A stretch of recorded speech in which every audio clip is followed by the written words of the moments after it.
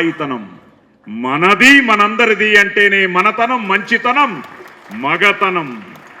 So మనది మన బ్రాహ్మణ ఐక్యవేదిక. సో ఈరోజు ఇలా ముఖ్యంగా ఆది కూడా అదే చెప్పాను, నాన్న నువ్వు కూడా వస్తే బాగుంటుంది, ఎందుకంటే ఇప్పుడు వాళ్ళ ప్రమోషన్స్లో ఉన్నారు. లేదురా ప్రమోషన్ అనేది పక్కన పెట్టి ఈరోజు ఒక్కరోజు నువ్వు మా కోసం మన వాళ్ళందరినీ కలవడానికి రావాలి అన్న దీని మీద నేను ఆయన అడగడం, అలాగే ఆయన్ని రిక్వెస్ట్ చేశాను, సార్ ట్రైలర్ ఏమన్నా ప్లే చేయొచ్చా అని. తప్పకుండా అన్నారు.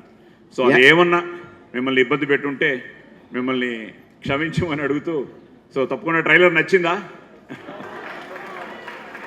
Thank you. అది నిజంగానే బాగా రీచ్ అయింది. సో మన వాళ్ళకి చూపించాలి, మీ అందరికీ చూపించాలి, మీ అందరి ఆదరాభిమానాలు ఆ శంబాలాకు ఉండాలి అని. ఎందుకంటే ఈరోజు వివేక్ గారు ఇక్కడే ఉన్నారు, మీ అందరికీ తెలుసు ప్రతి సినిమా ప్రతి శుక్రవారం ఒక యాసిడ్ టెస్ట్ అన్నమాట, ఒక బిగ్ ముఖ్యంగా హీరోస్కి. నేను పోలీస్ స్టోరీ చేసిన తర్వాత థ్యాంక్స్ టు కర్ణాటక మొన్న నేను ఈ 50 సంవత్సరాల జీవన గమనాన్ని చూస్తూ ఉంటే 1996 నుంచి 2002కి హీరోగా నేను దగ్గర 75 సినిమాలు చేశాను. అందులో 54 సినిమాలు కర్ణాటకలోనే చేశాను. అంటే యావరేజ్ 7-8 సినిమాలు హీరోగా చేసేవాడిని ఒక సంవత్సరానికి. సో నాకేంటంటే అన్ని డైలాగులు, ఫైట్లు, నో హీరోయిన్స్, సురేఖ హ్యాపీ. కానీ ఒక సాంగ్ శాశ్వతంగా ఉండిపోయింది, అసలు ఏం గుర్తుకు రాదు. సో అంతఃపురం. సో అలా మొదలయ్యి ఇంతవరకు వచ్చిన ప్రతి ఒక్కరికి, ఇండస్ట్రీలో ప్రతి ఒక్కరికి, ముఖ్యంగా నా గురువులు మొన్నే కాకరాళ గారిని వెళ్ళి కలవడం జరిగింది. సో కాకరాళ గారికి కానీ, రమణమూర్తి గారికి కానీ వాళ్ళందరి ఆశీర్వాదం. ఈరోజు పెద్దలందరూ వచ్చి, ముఖ్యంగా శర్మ గారు ఈరోజు శబ్దం గురించి మాట్లాడుతుంటే ఎన్నో విషయాలు, నాన్నగారు నెయ్యి గురించి చాలా జోకేస్తుండేవారు. అదేంటంటే బొబ్బట్లని నెయ్యితో ముంచాలి, లేకపోతే నెయ్యి మనల్ని ముంచేస్తుంది అని. సో మీరు నెయ్యి గురించి చెప్తూ ఉంటే, సో మన నెయ్యితో ముంచాలట, లేకపోతే బొబ్బట్టు మనల్ని ముంచేస్తుందట. సో ఇలాంటివి ఎన్నో విషయాలు ఆయన చెప్తుంటే, ముఖ్యంగా పదం, ఎందుకంటే పదం చాలా ఆయన చెప్పినట్టు నాభిలో నుంచి మాట్లాడే మాటలకు ఉన్న ఒక ఆ శక్తి. ఎస్, మనందరం గొప్ప భాషకి వారసులం. అదే నేను చెప్పదలుచుకున్నాను. ఎందుకంటే నేను ఎన్నో వేదికల మీద కూడా చెప్పాను, మిత్రమా మర్చిపోకోయ్, తెలుగమ్మని మర్చిపోకోయ్ అని. అందులో ఏం చెప్పానంటే, నువ్వు పిలవాల్సింది అమ్మే కానీ మమ్మీ అని కాదు. అమ్మ అంటే జీవం, మమ్మీ అంటే నిర్జీవం అని. సో అలాగా అమ్మ అని పలుకులో ఇందాక ఆది కూడా డాడీ అనగానే రే డాడీ కాదు నాన్న అన్నాను. సో ఇవన్నీ ఏంటంటే నెక్స్ట్ జనరేషన్కి చెప్పాల్సిన బాధ్యత కూడా మందే. సో ఎందుకంటే ఇప్పుడున్న, నేను ఆల్రెడీ చెప్తుంటాను, ఆధునికత అవసరం కానీ మన నాగరికతను మర్చిపోకూడదు అని. సో సివిలైజేషన్ ఇస్ చాలా ఇంపార్టెంట్. మనం ఎక్కడి నుంచి వచ్చాం, మన రూట్స్ని మర్చిపోకుండా ఈరోజు నెక్స్ట్ జనరేషన్ నడిపించాల్సిన బాధ్యత కూడా మందే. సో అలాగా ఈరోజు ఈ బ్రాహ్మణ ఐక్యవేదిక, అలాగే సత్యమూర్తి కూడా కంగ్రాచులేషన్స్. సో మీ ప్రాజెక్ట్ కూడా చాలా బాగుంది. తొందరలో వచ్చి మీ ప్రాజెక్ట్ మేము కూడా చూస్తాం. సో తప్పకుండా 10 మందికి చెప్తాం. అలాగే పెద్దల ఆశీర్వాదాలు, మీ అందరి ఆదరాభిమానాలు ఇలాగే ఉండాలని మనస్ఫూర్తిగా కోరుకుంటూ చాలా చాలా చాలా ఆనందంగా ఉంది.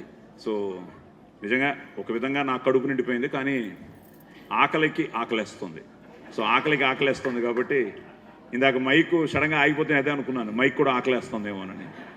మీ వాయస్సు అనంతరం భోజనం ఛాయస్సు ఉంటుంది. ఇక్కడ పుష్పగుచ్ఛాన్ని వ్యాఖ్యానమణి గారికి ఇవ్వవలసిందిగా ప్రార్థన. ఓకే.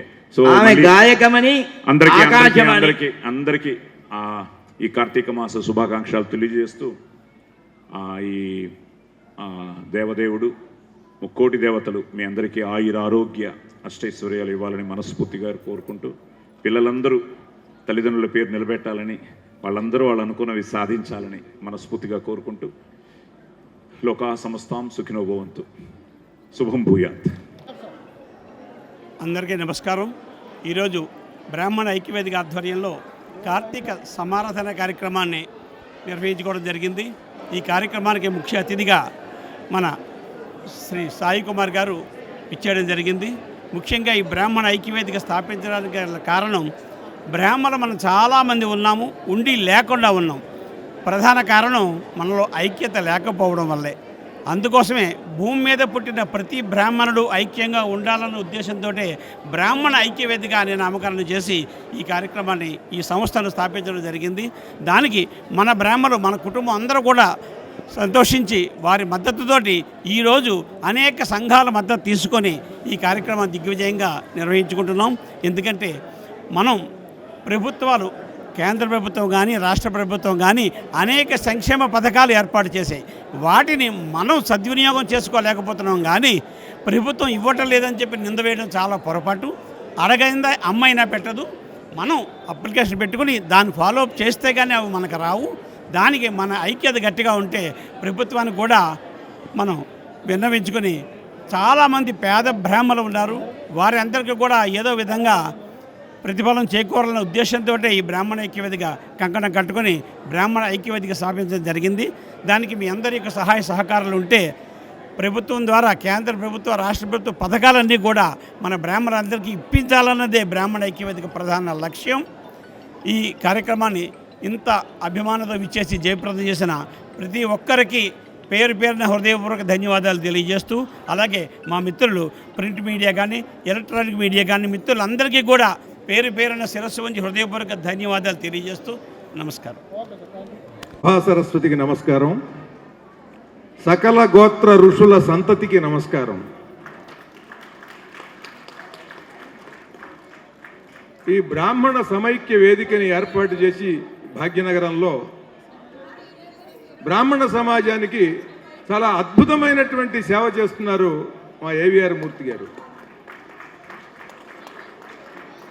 ఇది ఈయన చేయకపోయినా ఈయనకి నష్టం లేదు. అలాగే ఆర్థికమైన శక్తి ఏవిఆర్ మూర్తి గారి కంటే కూడా బాగా అధికంగా ఉన్న బ్రాహ్మణులు ఉన్నారు, వారెవరూ పూనుకోవట్లా. ఈయన పూనుకున్నారు. అంటే ఈయనకి బ్రాహ్మణులకు ఏదన్నా చెయ్యాలి అనే సేవా స్వభావం సహజంగా ఉంది. ఆయన వ్యాపారం ఏదో ఆయన చేసుకుంటారు, ఇది చేయకపోయినా నష్టం లేదు. ఈ సభ పెట్టినందువల్ల ఆయన వ్యాపారానికి ఏమి ఒక్క రూపాయి అదనంగా రాదు. తెలిస్తే తెలుస్తుంది. దీనికి పెట్టేటువంటి ఈ వ్యయం అంతా కూడా, ఈ డబ్బు దీనికి ఖర్చు అయ్యేది ఆయన పబ్లిసిటీ చేసుకున్నా కూడా వస్తుంది. కానీ హృదయంలో ఆయనకున్న తపన ఏమిటంటే, హృదయంలో ఉన్న తపన ఏమిటంటే బ్రాహ్మణులు ఉన్నతమైనటువంటి స్థానంలో ఉండాలి. ఎందుకనంటే ఆ కుటుంబాల్లో పుట్టి పెరుగుతూ వాళ్ళందరినీ చూసి వాళ్ళ శాస్త్రజ్ఞానం, వాళ్ళ నిష్ఠ, నియమం అన్నీ చూసి పెరిగినవాడు. ఇవాళ అవి లోపించటం వల్ల వీళ్ళు చాలా బాధలు పడుతున్నారు. వీళ్ళందరినీ ఒక సమైక్యంగా ఒక చోటకి కలిపి మనం చేయగలిగింది ఏదన్నా చేసి మళ్ళీ ఆ పూర్వ నిష్ఠా నియమాలు అవి ఎంతటి శక్తిని ఇస్తాయో చెప్పాలి, బంగారయ్య శర్మ గారి వంటి పెద్దల్ని పిలిచి చెప్పించాలి అనేటువంటి ఒక సత్సంకల్పంతో ఆయన ఈ కార్యక్రమం ఏర్పాటు చేశాడు. మహానుభావుడైన బ్రాహ్మణులకి బ్రహ్మజ్ఞానం ఉంటుంది, ఇంగిత జ్ఞానం ఉండదు. త్రికాల జ్ఞానం ఉంటుంది, కాలజ్ఞానం ఉండదు. పారమార్థిక జ్ఞానం ఉంటుంది, ఆర్థిక జ్ఞానం ఉండదు అని అందరూ అనుకుంటున్నారు. అలా అనుకోకూడదు అని చెప్పి ఈయన సమైక్యపరిచి ఎంత మహోన్నతమైనటువంటి సంస్కారంతో వచ్చాం. ఆ జీన్స్లో ఎంత గొప్పదనం ఉన్నది మీరు చూడండి. సొరకాయ, పొట్లకాయ, అలాగే మామిడి పండు ఇవన్నీ కూడా ఎప్పుడు రాముడు, కృష్ణుడు లక్షల సంవత్సరాల బట్టి కూడా భారత రామాయణ భారతాల్లో ఇతరేతర పురాణాల్లో కూడా ఆ పళ్ళన్నీ ఉన్నాయి. ఆ పళ్ళన్నీ ఋషులు తిన్నారు, దేవతలకు అవి అర్పించారు, ఇవన్నీ చెప్తాం. వాటి జీన్స్ ఎక్కడా మారలా చూడండి, అది అలా వచ్చింది. మీరు ఆ స్థితిని నిలుపుకోవాలి. ఎవరినన్నా మనం ఒకవేళ ఏదన్నా కలిసినా కూడా వాళ్ళని కూడా మన స్థాయికి తీసుకురావాలి అని శాస్త్రం చెబుతున్నది. కనుక ఈ సృష్టిలో, ఈ క్రమంలో, అనంతకాలంలో మానవులందరూ కూడా అనేక విధాలుగా కలుస్తారు, వివాహ సంబంధాలు కలుగుతాయి. జరిగినప్పుడు మనం అందరం కూడా మహోన్నతమైనటువంటి స్థాయికి వెళ్ళాలి. తినటం, మనం నిద్రపోవటం, ఏదో సంపాదించడం, తర్వాత మన పిల్లలకి ఇవ్వటం కాదు. జ్ఞానాన్ని మనం బాగా సంపాదించి ఆ జ్ఞానంతో అందరి సౌఖ్యాన్ని కూడా మనం కోరుకోవాలి, వాళ్ళందరూ సుఖపడేలాగా చూడాలి. అది బ్రాహ్మణుడు అంటే. ఆ స్థితిని ఎప్పుడైతే ఆలోచిస్తామో మనలో ఉండే అన్ని శక్తులు కూడా చాలా పెరుగుతాయి మనకి. ఆ శక్తి అనేటువంటిది ఎక్కడి నుంచి వస్తుందనంటే సత్సంకల్పంతో ఇతరుల గురించి ఆలోచించడంతో వస్తుంది. అలా ఇతరుల గురించి ఆలోచించేటువంటి మనిషి మా ఏవిఆర్ మూర్తి గారిని హృదయపూర్వకంగా కోరుకుంటున్నాను. నేను కూడా రాజకీయాల పరంగా ఒక అడుగు ముందుకేసి మన భాష కోసం నిలబడాలి, భాష గురించి అందరూ మాట్లాడుకునేలా చేయాలి. 1 ఓటు పడినా 1,00,000 ఓట్లు పడినా అసలు లెక్కలేదు. అది ముందు దీని గురించి కూడా ఒక నిరసనగా ఒక కవి, ఒక పండితుడు, ఒక పార్టీ కూడా పెట్టాడా అని ప్రజలకు తెలియాలి. నాతో పాటు అందరూ కలిసి వస్తే అందరూ ప్రతి నియోజకవర్గంలో నుంచుంటే భాష కోసం తెలుగు భాష అధ్యాపకులు, ఉపాధ్యాయులు వీళ్ళందరూ కూడా ఇది ఒక ప్రత్యేకమైనటువంటి శక్తి అవుతుంది, ప్రపంచాన్ని ఆకర్షిస్తుంది, దేశం మొత్తాన్ని కదిలిస్తుంది. ఒక్కడి నుంచున్నా చాలు, ఒక్కొక్కడికి ఒక్కొక్క ఓటు పడినా చాలు, పార్టీ పెట్టాలి అని చెప్పి నేను సంకల్పించి మూర్తి గారికి చెబితే మీకు మేము ఏం చేయాలి చెప్పండి, ఆర్థికంగా మేమేం చేయాలి, వ్యక్తులుగా మేమేం చేయాలి, మన దగ్గర ఇంతమంది సభ్యులు ఉన్నారు అంటే 100 మందితో ముందు వాళ్ళకి ఒక అప్లికేషన్ పెట్టుకోవాలి మనం ఎన్నికల సంఘానికి. ఆ 100 మందిలో ఇక్కడ ఉత్తములు, సమాజ సేవా తత్పరులు అయినటువంటి బ్రాహ్మణులతో 25 మందితో నాకు సంతకాలు పెట్టించాడు ఈయన. అంటే ఏదో మాట చెప్పటం కాదు, ఆయన వరకు ఆయన ఒక 4వ వంతు సభ్యుల్ని ఆయన తీసుకుని వచ్చి ఒక చోట నిలబెట్టి వాళ్ళందరితో కూడా సంతకాలు చేయించాడు. ఇటువంటి వ్యక్తి చాలా సంస్కారంతో చేసినప్పుడు ఒక కార్యక్రమం దాన్ని విజయవంతం చేయటం అనేది మన కనీస బాధ్యత. మనం ఇట్లాంటిది చేయటంలా, ఎవరో చేస్తున్నారు, మన్ని పిలిచారు, మనం వాడికి వెళ్ళాం, దాన్ని విజయవంతం చేయటం అనేది మనిషిగానే మన బాధ్యత, బ్రాహ్మణుడుగా మరింత బాధ్యత. ఆయన ఎవరి శ్రేయస్సు కోరుతున్నాడు? మనందరి శ్రేయస్సు కోరి మన ద్వారా సమాజానికి శ్రేయస్సును కలిగించాలి అనేటువంటి సత్సంకల్పంతో ఉన్నాడు ఆయన. అలా చేస్తూ ఈ సభకి నన్ను ఆయన ఆహ్వానించటం, ఇక్కడ చాలా శాస్త్రజ్ఞాన సంపన్నుడు అయిన మా బంగారయ్య శర్మ గారు మహోన్నతమైనటువంటి ఆశయాలు కలిగి ఈ భారతీయతని సంస్కృతిని నిలబెట్టాలనుకునేటువంటి వాడు, ఆయన కూడా ఇక్కడికి రావటం నాకు చాలా ఆనందంగా ఉంది. అలాగే కూచిభట్ల వివేక్ గారు మంచి శక్తి సామర్థ్యాలు ఉన్నటువంటి మంచి నిర్మాత, ఆయన రావటం, అనేక మంది పారిశ్రామికవేత్తలు, వ్యాపారవేత్తలు కూడా మనలో నుండి వాళ్ళందరూ నిలబడి సమాజంలో ఆర్థిక రంగంలో కూడా మంచి ప్రగతి సాధించినటువంటి వారు వీరందరూ రావటం నాకు చాలా సంతోషం. ఈ సందర్భంగా 50 సంవత్సరాలు ఒక రంగంలో ఒక మనిషి ఉండటం చాలా కష్టం, ప్రకాశిస్తూ ఉండటం మరింత కష్టం. అలా 50 సంవత్సరాలుగా ప్రకాశిస్తూ సినీ రంగంలో ఉన్నాడు మా సాయి కుమార్ గారు. ఇది చిన్న విషయం కాదు. ప్రకాశిస్తూ ఉండటంతో పాటు ఇది తెలుగు వాళ్ళకి మాత్రమే గర్వకారకుడు కాదు, అటు కన్నడ, తమిళ్, ఇటు అలాగే మలయాళం, ఇవాళ సౌత్ ఇండియాలో చాలా బలమైనటువంటి కంఠస్వరం ఉండి ఒక సింహగర్జనంలాగా, మేఘగర్జనంలాగా డైలాగ్ని పలికించి అందరినీ కూడా ఏ రకమైనటువంటి రీరికార్డింగ్తో సంబంధం లేకుండా ఎంత వృధ చేసినా రీరికార్డింగ్ దాన్ని కూడా డామినేట్ చేసేలాగా మాట్లాడగలిగినటువంటి వాడు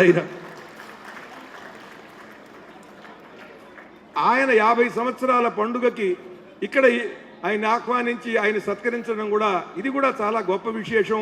ఇదందరి కూడా ఇది మనందరికీ గర్వకారకమైనటువంటి విషయం. ఎందుకంటే మనందరికీ గర్వకారకుడు సాయి కుమార్ గారు. చాలా కష్టపడి డబ్బింగ్ ఆర్టిస్ట్గా, ఒక చైల్డ్ ఆర్టిస్ట్గా ప్రారంభమై వాళ్ళ నాన్నగారు మహాద్భుతమైనటువంటి కంఠస్వరం, గొప్ప నటుడు ఆయన వారసత్వాన్ని అందుకుని తను నిలబడి అందరినీ మెప్పించి అందరిలో కూడా కలిసిపోయి తన తమ్ముళ్ళందరినీ కూడా తనంతటి వాళ్ళని, కొన్ని విషయాల్లో తనకి మించిన వాళ్ళని కూడా చేసినటువంటి వాడు సాయి కుమార్ గారు.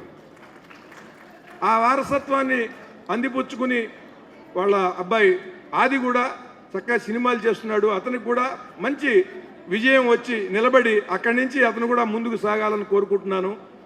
సాయి కుమార్ గారికి, సురేఖ గారికి నా హృదయపూర్వకమైనటువంటి శుభాకాంక్షలు. ఈ సందర్భంగా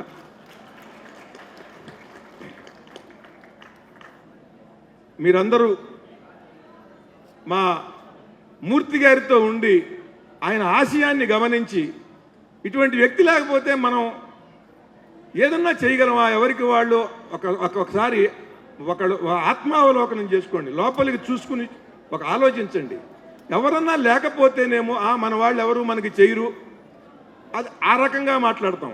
చేసినప్పుడు ఎంత సహకరించాలి వాళ్ళకి, వాళ్ళు దృఢంగా ఆ స్థానంలో నిలబడి అందరినీ ఇలాగే నడిపించేలాగా మనమేం చేయాలి, మన వంతు మనం అని అందరూ ఆలోచించాలి. ఇదే మనకేంటంటే పారమార్థిక జ్ఞానం ఎక్కువ, ఆర్థిక జ్ఞానం తక్కువ అని అందరూ అంటున్నారు. అలాగే బ్రహ్మజ్ఞానం ఎక్కువ, మనకి బ్రహ్మజ్ఞానం మీద ఉంటుంది తప్ప ఇంగిత జ్ఞానం అనేటువంటిది తక్కువ అంటున్నారు అందరూ. దీన్ని కూడా మనం కాదు, ఇటు ఇంగిత జ్ఞానంలోనూ వీళ్ళు చాలా గొప్పవాళ్లే అని అనిపించుకోవాల్సిన అవసరం ఉంది వాళ్ళ. అలాగే త్రికాల జ్ఞానం ఉన్నది, భూత భవిష్యత్ వర్తమానాలు చెప్పేటువంటి గొప్ప గొప్ప జ్యోతిష్ శాస్త్రవేత్తలు ఉన్నారు, ఉపాసకులు ఉన్నారు, కానీ కాలజ్ఞానం లేదు, టైం సెన్స్. దీన్ని కూడా దృష్టిలో పెట్టుకోవాలి. ఈ విషయాలు ఎప్పుడో చెప్పడం కాదు, ఇప్పుడే చెప్పాలి. అందుకని ఇప్పుడు చెప్పా నేను, ఎక్కడ విషయం అక్కడే చెప్పాలి. ఎప్పుడో చెబితే దాన్ని తెలుసుకునేటువంటి స్థితిలో ఇవాళ సమాజం లేదు, వ్యక్తులు లేరు.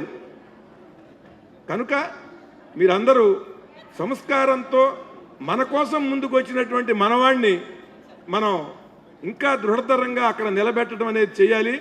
ఈ సభకి హాజరైనటువంటి మీ అందరికీ కూడా మరొక్కసారి నా హృదయపూర్వకమైనటువంటి నమస్కారాలు, శుభాకాంక్షలు. ఈ సంస్థ ఇలాగే వర్ధిల్లాలి. ఈయన పిజే శర్మ గారి వారసత్వాన్ని అందుకుని ఎలా అయితే నిలబెట్టి తన తమ్ముళ్ళకి కూడా, కుమారుడికి కూడా అది అందించాడో సాయి కుమార్ గారు, అలాగే ఏవిఆర్ మూర్తి గారి నుంచి ఇదే వారసత్వాన్ని అందుకుని ఇంకా మరింతగా మహోన్నతంగా ఆయన కుమారుడు కూడా ఇంకా విజయ పదంలో సాగాలని కోరుకుంటున్నాను. వీరందరూ కూడా తరతరాలు, అందుకనే మీ సకల గోత్ర ఋషి సంతతికి నమస్కారం అన్న. ఈ సకల గోత్ర ఒక్కొక్కడు ఎవర్రామి అంటే 3, 4 ఋషులు, 5 ఋషులు చెబుతున్నారు. కనుక ఋషుల సంగతి తర్వాత ఇటువంటి సమాజంలో కష్టపడి పైకొచ్చి ఒక రంగంలో నిలబడినటువంటి తండ్రిని అర్థం చేసుకోలేని కొడుకెందుకు, ఆ తండ్రి వారసత్వాన్ని అందిపుచ్చుకోలేని ఆ కుమారుడి జ్ఞానం ఏం జ్ఞానం? అది ఇవాళ ఇటు సాయి కుమార్ గారి నుండి కానీ, ఏవిఆర్ మూర్తి గారి నుంచి కానీ మనం అందరం కూడా దాన్ని స్ఫూర్తిగా తీసుకోవాలి. మహోన్నతంగా ఎవరి రంగాల్లో వాళ్ళు విజయ పదంలో ఇలా సాగాలని హృదయపూర్వకంగా కోరుకుంటున్నాను. నమస్కారం.